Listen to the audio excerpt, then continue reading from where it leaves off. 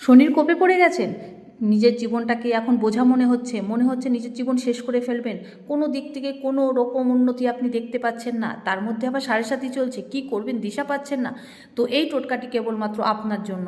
তো টোটকাটি জানবার আগে অবশ্যই আমার চ্যানেলটিকে সাবস্ক্রাইব করুন, পাশে থাকা বন্ধুর সাথে শেয়ার করুন, আর কমেন্ট করতে কিন্তু কেউ ভুলবেন না। তো চলুন জেনে নেওয়া যাক কী করবেন আপনি। অবশ্যই মনে রাখবেন বন্ধুরা, যদি আপনাদের এই রকম সমস্যা থাকে তাহলে অবশ্যই সূর্য উদয়ের পূর্বে কিংবা সূর্য অস্তের পরে গিয়ে যে কোনো বটগাছ বা অশ্বত্থ গাছের তলায় গিয়ে 1 ঘটি জল নিয়ে যাবেন, গিয়ে সেখানে জল ঢেলে আপনি আপনার মনের ইচ্ছা প্রকাশ করবেন। কিন্তু অবশ্যই মনে রাখবেন সূর্য আকাশে থাকাকালীন এটি করবেন না। যদি সেখানে শিবলিঙ্গের মূর্তি করা থাকে এমনভাবে, তাহলে অবশ্যই শিবের মাথাতেই জল ঢালবেন।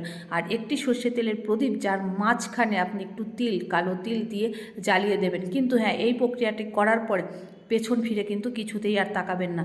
মনের সমস্ত গ্লানি, মনের সমস্ত আশা